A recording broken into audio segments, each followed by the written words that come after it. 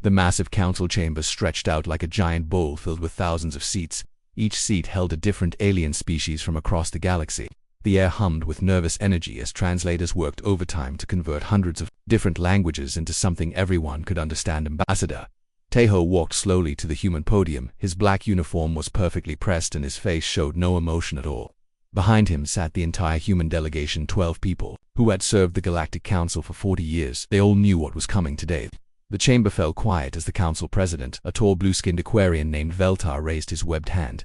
The silence was so complete that Tejo could hear his own heartbeat echoing in his ears. Today, we vote on Resolution 847B, the expulsion of humanity from the Galactic Council. Veltar announced, his voice carried to every corner of the massive room. Tejo had read the resolution so many times. He knew it by heart. The charges were simple. Humanity was too violent, unpredictable, and too willing to use force when diplomacy should come first. It was a death sentence wrapped in fancy legal words. The first speaker was Chancellor Vec of the Reptilian Empire. His green scales caught the chamber lights as he stood up. His forked tongue flicked out several times before he began speaking. Humans are dangerous, he said in his hissing voice.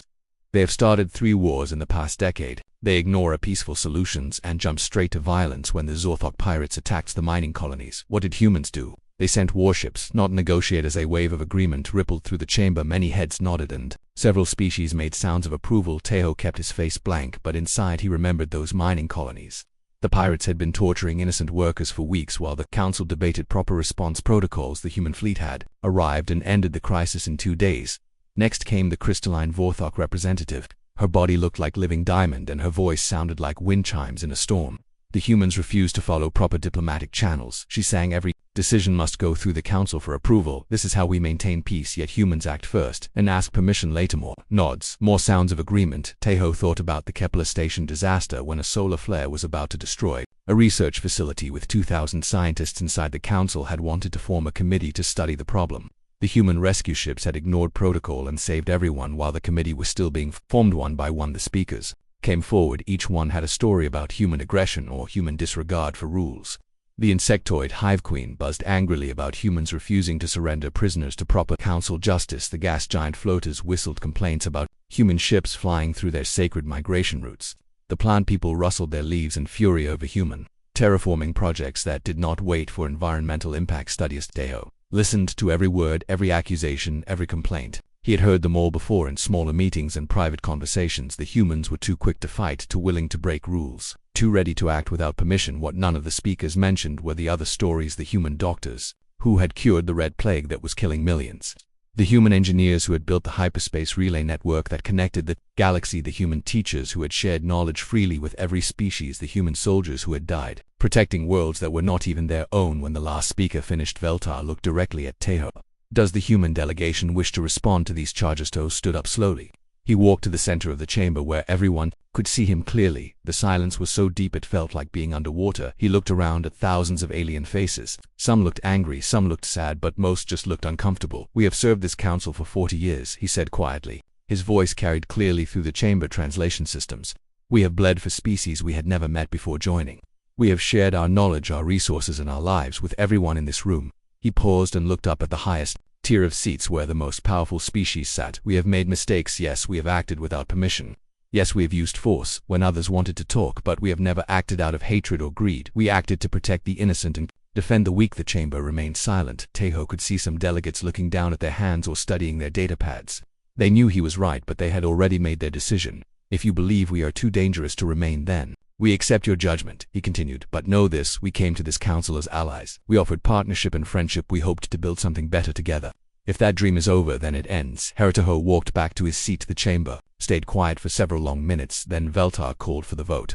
The results appeared on every screen in the room. 847 votes for expulsion, 12 votes against, and 3 abstentions. The human delegation had been thrown out by an overwhelming majority. Even species that humans had saved in the past had voted against them. Even their closest trading partners had abandoned them. The message was clear: humanity was not wanted. Tejo stood up again and gathered his papers. His delegation did the same. 12 humans in black uniforms walking toward the exit in perfect formation. The chamber watched them go. Most delegates expected shouting or threats or desperate last-minute pleas. Instead, Tejo stopped at the door and turned around one final time. Thank you for 40 years of cooperation, he said calmly. We will begin immediate withdrawal from all council territories and operations within 72 hours. Then he walked out. The door closed behind the human delegation with a soft hiss. The chamber erupted in surprise conversation. Many delegates had expected the humans to fight the decision or beg for another chance. Nobody had expected them to simply accept defeat and leave. What the council did not know was that Tejo was already sending messages to every human colony, outpost, and ship in the galaxy. The message was simple and direct: pack everything, load the ships, we are going home. The vote was over. Humanity had been expelled from the Galactic Council. But as Tejo walked toward his transport ship, he was not thinking about defeat. He was thinking about what came next. The council had made their choice. Now humanity would make theirs. In less than 1 hour, the greatest exodus in galactic history would begin, and the council members celebrating in their chamber had no idea what they had just unleashed. Dr. So Young was 3 hours into a delicate brain surgery when her communication device buzzed against her wrist. The patient on the table was a young Calarian whose species had just voted to expel humanity from the council. The irony was not lost on her, but her hands never shook as she continued the operation. The message was short and direct. All human personnel begin immediate evacuation procedures. Pack essential items. Only transport ships arrive in 6 hours. So Young looked at her surgical team. Half were human, half were aliens who had worked with her for over 10 years. They had saved thousands of lives together, performed miracles that no single species could accomplish alone. Now it was ending. Finish the surgery first, she told her team. The patient comes before politics. Her assistant of orthoc crystal, being named Silura, chimed softly. Are you really leaving, doctor? We need you here. The hospital cannot function without the human medical staff. So Young carefully sealed the last blood vessel before answering. We have no choice. The council has spoken. We are no longer welcome. But what about your patients? Silura asked. What about the research projects? What about the new cancer treatment you developed last month? So Young removed her surgical gloves and looked at her friend. For 10 years, I will send you all the research data and treatment protocols, but I cannot stay where my people are not wanted. Across the galaxy, similar scenes were playing out in the Outer Rim construction zones. Human engineers were shutting down half-completed space stations. Engineer Wujin had spent 3 years building a massive trading hub for the insectoid hive. When the evacuation order came, he looked at his life work and began to shut down sequence. His insectoid partner Zictor buzzed frantically. You cannot leave now. The station is 90% complete. We need only 2 more months. The contract was with the Galactic Council. Wujin replied calmly. We are no longer council members. The contract is void. But we paid in advance, Zictor protested. What about our investment? Wujin pulled out a datapad and transferred a massive sum. Take your money back, find another construction company. Zictor stared at the returned funds. But who else can finish this work? The human engineering techniques are beyond our understanding. That is not my problem anymore, Wujin said. He began packing his tools and personal items. My people built this with council approval. Now the council has rejected us. Find someone else to complete it. On the trading world of New Prosperity, merchant Captain Yunho was loading his ships with record speed. His Zephyrian business partner Helvix watched in growing panic as container after container disappeared into the human cargo holds. Wait, my friend, Helvix called out, his tentacles writhing with distress. Our contract runs for 5 more years. You cannot break our partnership now. We had a contract when humans were council members, Yunho replied without stopping his work. Now we are expelled. The partnership dies with our council membership. Helvix grabbed one of Yunho's tentacles with his own. But I trusted you. We built this business together over 15 years. Surely friendship means more than politics. Yunho paused and looked at his former partner. I thought so too, but your people voted to expel mine yesterday. Where was our friendship then? I did not vote personally, Helvix protested. The decision was made by our government leaders, not by individual citizens like me. Then you understand how collective responsibility works, Yunho said. Sadly, the council voted us out collectively. Now humanity responds collectively. We are leaving. But what about my trade routes? Helvix asked desperately. 90% of my cargo goes through human-controlled space. Who will transport my goods? Now find another carrier, Yunho said as his ship engines began warming up. There are plenty of other species in the galaxy, none with human reliability, whispered, none with human honesty, none who keep their word like humans. Yunho felt a stab of pain at those words, but his expression never changed. You should have thought of that before voting us out. The speed of the human withdrawal shocked everyone. Reports flooded into council headquarters from across the galaxy. Human settlements were emptying at an incredible rate. Entire colonies were packing up and leaving in a matter of days. What surprised the other species most was how organized the evacuation was. There was no panic, no chaos, no angry outbursts. Humans simply received their orders and began packing transport ships. Arrived exactly on schedule, picked up personnel and equipment and departed for human station, the medical station. Orbiting Vorthok Prime Head Administrator Kyungmin was overseeing the evacuation of 200 human medical staff. The station treated patients from 12 different species and had been operating for 20 years. Administrator Kyungmin called the Vorthok Health Minister. Your people will need to find replacement medical staff within the week. Replacement staff, the minister chimed in distress. But human medicine is 50 years ahead of anyone else. How can we replace such advanced knowledge? That is your problem to solve, Kyungmin replied. We trained your people for 2 decades, but they never reached human skill levels. Perhaps You should have invested more in education instead of politics. The minister's crystalline form flickered with anxiety. What about the patients currently in treatment? What about the ongoing surgical procedures? We will complete all current treatments before departing, Kyung-min assured him, but no new patients will be accepted. Human medical ethics require us to do no harm even to those who reject using the Central Trade Hub finance director. Ha-jin was closing down the human banking operations that had served the galaxy for 30 years. The mathematical complexity of galactic currency exchange was something humans had mastered, but other species still struggled with. The reptilian trade commissioner slithered into Ha-jin's office, hissing with worry. You cannot close the currency exchange now. The entire galactic economy depends on human financial calculations. We provided those services as council members, Ha-jin explained calmly. We are no longer council members, so we no longer provide those services, but without human banks, the trade system will collapse. The commissioner protested. Interest rates will become unstable. Currency values will fluctuate wildly. Then you should have considered that before expelling us, Ha-jin said. She continued packing financial records into secure containers. Everything valuable was going back to human space. The commissioner watched in growing horror as decades of financial infrastructure was systematically dismantled. You are destroying the galactic economy out of spite. We are not destroying anything, Ha-jin corrected. We are simply taking our expertise home. The council wanted us gone, so we are going. Your people are free to manage their own finances now. Within 1 week, the scope of the human departure became clear to everyone. Humans were not just soldiers and diplomats. They were doctors, engineers, traders, teachers, scientists and technicians woven into every aspect of galactic civilization. The other species had seen humans as aggressive, militaristic troublemakers. They had forgotten that the same people who fought pirates and criminals also built their hospitals, designed their cities and managed their economies. As the last human transport ships disappeared into hyperspace, the galaxy began to realize what they had lost, but it was too late. The vote was final and humanity was gone. 3 weeks after the Human Evacuation Counselor, Binna received an urgent message that made her gills flutter with panic. The water purification systems in New Tidal City had failed completely. Over 2 million Aquarians were without clean water, and the backup systems were showing critical errors. Across all monitoring displays, contact the human engineering firm immediately. Binna ordered her assistant. They installed these systems 5 years ago. They will know exactly how to repair them. The assistant, a young Aquarian named Tokwe, looked uncomfortable. The human engineering companies evacuated from all council territories last week. Their offices are completely empty. Binna felt her breathing passages tightened with stress. Then, contact their main headquarters in human space. Send them our technical specifications and emergency repair requests. Tokwe tried for several hours before returning with bad news. The human companies responded that they no longer provide services. 2 Galactic Council members, all contracts were terminated when humanity was expelled. What do you mean they refused to help? Binna demanded. This is a humanitarian crisis. Over 2 million people need clean water. The humans said. Their exact words were, "Find someone else to fix your problems," Tokwe reported. They also said they warned the council that essential services would end with their expulsion. Binna stared at the emergency reports flooding her desk. Similar problems were erupting across Aquarian space: water treatment plants, failing power systems, shutting down communication networks, going dark. Everything the humans had built or maintained was breaking down at once. In Vorthok Prime, the crystal cities were slowly going dark. Engineer Silketh watched helplessly as the power output dropped to 30% of normal levels. The fusion reactors that powered their civilization were failing, and no Vorthok understood the human-designed control systems. We must contact human technical support, Silketh chimed desperately to his supervisor. The reactor cores are becoming unstable without human maintenance protocols.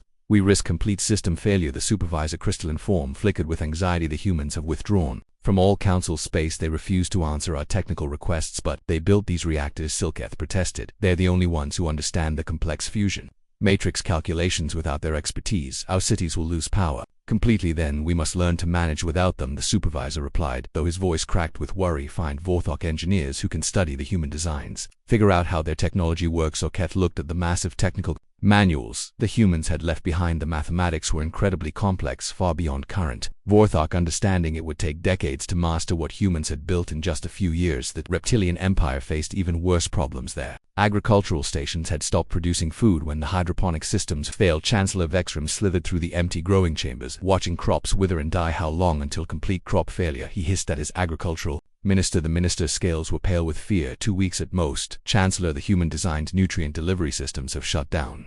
The automated growing protocols are failing across all our worlds. Contact the human agricultural corporations immediately, Vexrim demanded. Offer them double payment, triple payment, whatever they want. We tried, Chancellor. They refuse all contact with council members. The humans said we voted them out so we can grow our own food. Now Vexrim felt his body temperature drop with shock, but our people will starve without these systems. Over 40 billion reptilians depend on hydroponic food production. The minister could only lower his head in shame. The humans warned us about infrastructure dependence during their final council address. We ignored their warnings on the industrial hub of Kepler Station. Administrator Jong-suk watched the life support systems fail one by one. The station housed 3 million workers from dozens of species, all depending on human-engineered environmental controls. We have maybe 6 hours of breathable air left. Jong-suk reported to the emergency council. The atmospheric processes are shutting down and we cannot restart them. What about the instruction manuals? Asked the representative Zaktor. The humans must have left technical documentation. Zook held up a datapad containing thousands of pages. We have all their manuals, but the technical language is beyond our understanding. The humans use mathematical concepts that our species have not developed. Evacuate the station immediately. Zaktor buzzed. 3 million workers cannot die because of political decisions. The evacuation began, but it highlighted another problem.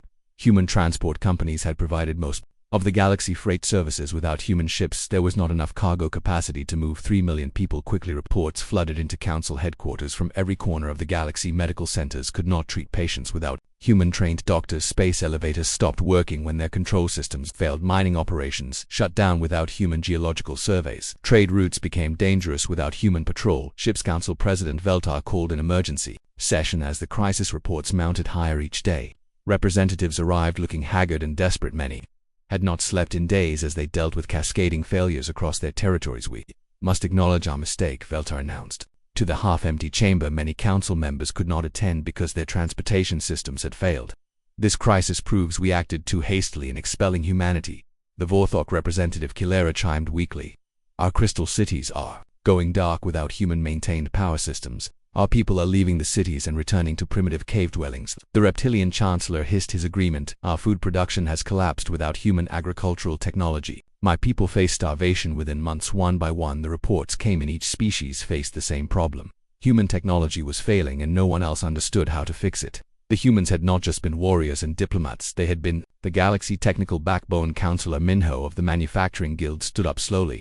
His people had been among the strongest supporters of human expulsion but now faced complete economic collapse. I moved to immediately invite humanity back to the council, he said quietly. We were wrong to expel them. We need them more than they need us. The motion was seconded by dozens of representatives, but Veltar looked at the communication logs with growing despair. We have sent over 300 diplomatic messages to human space, he reported. Not one has received a reply. What do you mean they are not responding? Demanded the reptilian chancellor. Valta tentacles drooped with exhaustion. Human authorities acknowledge receipt of our messages, but they do not respond to the content. They seem to be ignoring us completely. The chamber fell silent as the implications sank in. For 40 years, humans had answered every council request for help, had participated in every debate, had contributed to every crisis solution. Now, when the council desperately needed them, humanity was silent. The humans had given them exactly what they voted for, a galaxy without human interference. The council members were finally learning what that really meant. 6 months after the human withdrawal, the galaxy was collapsing into chaos. Council member Jinwoo stood in his empty manufacturing facility watching the last of his workers pack their belongings. The factory had produced essential components for spaceships, but without human design machinery it could no longer operate. We cannot get raw materials from the Outer Rim colonies, Jinwoo told the emergency council session. His voice was hollow with exhaustion. The pirate attacks have made all trade routes too dangerous to travel. Chancellor Vexram hissed in agreement. The Zorthok pirates have taken control of 17 systems without human patrol fleets to stop them. They demand tribute from any ship that passes through their territory. The situation had become desperate beyond imagination. Trade routes that had been safe for decades were now controlled by pirates and criminals. The human peacekeeping forces had been the Galaxy Police, but the Council had expelled them along with everyone else. Councillor Hay, one of the Outer Rim colonies, delivered the worst news yet. 15 colonies have declared independence from the Council, she reported. They say we can no longer provide basic services or protection, so they will govern themselves. Chamber erupted in shocked conversation. Independent colonies meant the end of the Galactic Council as a governing body. If territories started breaking away, the entire system would collapse within years. Why are they leaving? Asked the Vorthok representative, though her crystalline voice was already cracking with the answer. Because without human engineers, our infrastructure is failing, Haywan replied. Without human doctors, our medical systems cannot treat patients. Without human peacekeepers, our security forces cannot maintain order. The colonies are abandoning us because we cannot fulfill our basic responsibilities. Wu looked around the half-empty chamber. Many species had stopped sending representatives because they could not spare the resources. The council that had once governed 1,000 worlds was becoming irrelevant. We must contact the humans directly, he said desperately. Send a formal apology, admit our mistakes, beg them to return. We have tried over 2,000 messages, Counselor Dehayan reported from the communications center. Not a single response. The humans are completely ignoring all. Council communications. What about informal contacts? Suggested the insectoid Queen Zilvek's. Business relationships, personal friendships. Surely some humans maintain private communications. Shook his head sadly. We contacted every human we could find through private channels. The response is always the same. Humanity has moved on. They are building their own civilization and want nothing to do with the council. The truth was becoming clear through intelligence reports and rumors. Human space was not just surviving without the council, it was thriving. The reports painted a picture of incredible innovation and growth. According to our intelligence sources, Counselor Seojin reported that humans have developed new technologies far beyond anything we imagined. Their colonies are expanding into unexplored regions of space. They have established trade networks that do not include any council members. How is that possible? Asked Jinwoo. We always believed humans needed the council for resources and technologies. Yujin displayed holographic data showing human expansion. The humans were apparently held back by council regulations and bureaucracy. Without our restrictions, they are advancing at an incredible rate. They have colonized 50 new worlds in just 6 months. The numbers were staggering. In 6 months, humans had accomplished more expansion than the council managed. In years, the red tape and committee approvals that the council thought provided stability had actually been slowing progressively.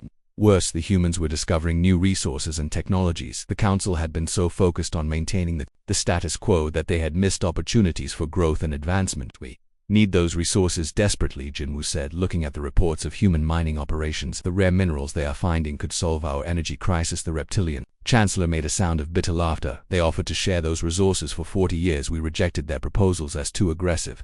Now they keep everything for themselves. Counselor Young-soo from the research division delivered another blow. The humans have apparently solved several major scientific problems that our combined species have been working on for decades without council oversight. They completed projects we said were impossible. What kind of projects? Asked the voice. Representative Vens, who consulted his datapad. Faster than light communication, artificial gravity generation, advanced medical treatments that can cure diseases we thought were incurable. The humans have made breakthrough after breakthrough. Chamber fell silent as the implications sank in. For decades, the council had been telling humans to slow down, to follow proper procedures, to wait for committee approvals. While the humans were following those rules, they were also being held back from their full potential. The breaking point came when long-range sensors detected massive human construction projects in the outer galaxy. The humans were building something huge, but the council could not determine what it was. Our best analysis suggests they are building a new type of space station. SEOG reported the energy readings are off all our charts. It appears to be some kind of massive research facility. Counselor Binna asked the question everyone was thinking. What if they are building weapons? What if they decide we are a threat to their expansion? The chamber erupted in panic. Many species began talking about defense preparations, but Jinwoo quieted them with a bitter laugh. What defense? He asked. Our military forces depended on human technology and human officers. Without them, we have no effective defense against anyone. The insectoid queen buzzed nervously. Are you saying we are defenseless against human retaliation? Jinwoo nodded slowly. We expelled the people who protected us, and now we fear they might attack us. The irony would be funny if it were not so terrifying. Chancellor Vexrim hissed softly. We created our own worst nightmare. We turned our greatest allies into potential enemies. The final insult came when automated probes detected human exploration ships in regions of space the council had declared too dangerous to explore. The humans were not only surviving independently, they were succeeding in areas where the council had failed. They are exploring the dark nebula region, Young-soo reported in amazement. We lost 3 expeditions trying to map that area. The humans have established a permanent research station there. The dark nebula had been considered impossible to explore due to dangerous radiation and unstable space conditions. The council had given up after losing several ships, but the humans had apparently solved problems that had stumped the galaxy best scientists. As the session ended, Jinwoo looked around at the remaining council members. They had started with over 1,000 species represented. Now barely 200 remained. Many had withdrawn to form their own alliances or had simply abandoned the council entirely. We threw away the best thing that ever happened to galactic civilization, he said quietly. The humans offered us partnership and we gave them exile. They offered us friendship and we gave them rejection. Now they have moved beyond us entirely. The chamber lights dimmed as power conservation measures kicked in. Even the council chambers were running on reduced energy. The greatest governing body in galactic history was slowly dying while the people they had expelled were building something new and better outside the council chambers. The galaxy continued to fragment and decay while in the unexplored regions of space human civilization flourished under its own banner. The council had gotten exactly what they voted for, and they were finally learning to live with the consequences. 1 year after the human expulsion, the Galactic Council was barely functioning. Special Envoy Hae-won returned from her diplomatic mission to human space, looking exhausted and defeated. The journey had taken 2 months because without human-maintained hyperspace relays, travel between regions was slow and dangerous. The council chamber was nearly empty. Only 50 representatives remained from the original 1,000. The rest had either withdrawn from the council entirely or formed regional alliances. That excluded the central government council president. Veltar looked older and more tired than anyone had ever seen. "Him report on your mission to human space," he commanded, though his voice lacked the authority it once carried. One stood slowly and activated the holographic display, showing images from human territory. "What I saw there will shock you," she began. "The human colonies are not just surviving, they are thriving beyond our wildest imagination." The display showed massive cities floating in space, construction projects that dwarfed anything the council had ever attempted. Human ships moved freely through regions the council considered too dangerous to explore. "I met with President Minjone, the leader of the new human alliance," HFY continued. "He was polite but absolutely firm. Humanity will not return to the council under any circumstances." "What did you offer him?" asked Jinwoo, who had aged dramatically in the past year. "Everything," HFY replied. "Full council membership with veto power over all decisions, triple voting rights, exclusive control over military operations. I even offered to make a human the new council president." The chamber stirred with murmurs of disbelief. Those were concessions no species had ever been offered before, yet the humans had rejected them completely. "President Minjun told me something I will never forget," HFY said. "He said the council taught humanity an important lesson about self-reliance. He thanked us for forcing them to discover their own potential." "What does that mean?" demanded Chancellor Vex Rimit. "Means they no longer need us," HFY replied. Her words hit the chamber like a physical blow. "The humans have developed technologies that make our infrastructure look primitive. They have established trade networks that span half the galaxy. They have colonies in regions we never knew existed." She activated another holographic display showing human expansion. The scope was breathtaking. In 1 year, humans had colonized more worlds than the council had settled in decades. They had built new cities, established new trade routes, and developed new technologies at an incredible pace. "How is this possible?" asked the Vorthok representative. "Without council bureaucracy to slow them down, humans accomplished in 1 year what took us decades," HFY explained. "Every human proposal that we rejected or delayed, they have now completed successfully." The display showed human agricultural stations producing food in toxic environments, human mining operations extracting resources from asteroid fields the council thought were unreachable, human research facilities making scientific breakthroughs that solved problems the council had been studying for centuries. "I asked President Minjun about trade agreements," HFY continued. "The humans control access to rare minerals that we desperately need. They have developed medical treatments that could save millions of lives. They have technologies that could solve our energy crisis," asked Jinwoo, though he clearly dreaded the answer. "They are not interested in helping us," Minjun said. "The council made their position clear when they expelled humanity. Now humanity has made their position equally clear. We have moved on," HFY reported. The chamber fell silent as the implications sank in. The humans were not angry or vengeful. They had simply accepted the council decision and built something better for themselves. "There is more," HFY said quietly. "During my visit I witnessed something that proves how far humans have advanced. They contacted a species called the Andromedans from outside our galaxy." The chamber erupted in shocked conversation. Contact with extragalactic species was theoretical. Council scientists had debated whether such contact was even possible. "Andromedans are apparently an ancient civilization that has been observing our galaxy for millions of years," HFY continued. "They never made contact because they considered us too primitive and warlike, but they reached out to humanity directly." "Why?" asked Veltabacus. "Human space exploration discovered something in the dark nebula region that impressed them," HFY replied. "The humans found evidence of ancient technology that the had been searching for. The Andromedans offered to share advanced knowledge in exchange for access to human research." And Wu felt his heart sinking. The humans had accomplished what the entire council thought impossible. They had made contact with a superior alien civilization and established beneficial relations. The Andromedans offered the same knowledge to the council through human intermediaries. HFY continued, but President Minjun declined to pass along the offer. He said the council had made it clear they did not value human contributions, so we have lost access to the greatest scientific opportunity in galactic history, Veltar said quietly as HFY confirmed the humans are now working directly with an extragalactic civilization. "While we struggle to maintain basic infrastructure," Counselor Seojin asked the question everyone was thinking. "What do the humans want from us?" "Nothing at all," HFY replied. "That is what makes this so devastating. They do not want revenge or tribute or apologies. They simply want nothing to do with us." She activated a final holographic message from President Minjun. The human leader appeared calm and professional, but his words carried finality. "The Galactic Council taught humanity that we cannot depend on others for our survival or success," Minjun said in the recording. "We are grateful for this lesson. We have learned to be completely self-sufficient. We have built our own civilization, our own alliances, and our own future. We wish the Council well in their endeavors, but we will pursue our own path." Message ended, leaving the chamber in complete silence. The humans had given them a polite diplomatic dismissal of the council that had once ruled 1,000 worlds was being treated like an irrelevant regional government. Final reports from across the galaxy painted a picture of complete collapse. Half the remaining council members had declared independence and formed local alliances. The other half were barely maintaining basic services as their infrastructure continued to fail. The space stations are shutting down, reported Councillor Dayan. The power systems are failing faster than we can repair them. Trade networks have collapsed, added another representative. Pirates control most shipping routes because we have no patrol fleets. Medical facilities are closing across the galaxy, said the health minister. We cannot treat patients without human medical technologies. Wu looked around the nearly empty chamber and made a final attempt. We could surrender to the humans, he suggested, dissolve the council and ask to be absorbed into the human alliance. One shook her head. I asked President Minjon about that possibility. He said the human alliance is only for species that contribute to the common good. The council has proven it values politics over progresso. We are not even worthy of surrender. Jinwu said bitterly. The humans are building something new and better. Heiwan replied. They have moved beyond the need for the old galactic order. We are becoming irrelevant. As the session ended, Veltar made the final entry in the official council records: motion to dissolve the Galactic Council and petition for readmission to galactic civilization status failed due to lack of response from relevant authorities. The greatest government in galactic history was ending not with war or revolution but with simple irrelevance. The humans had taught the council the most painful lesson of all. Sometimes the best response to rejection is to build something better and move on outside the dying council chambers. The galaxy continued to fragment while in the outer regions human civilization flourished. The council had voted for a galaxy without human interference, and they had gotten exactly what they asked for.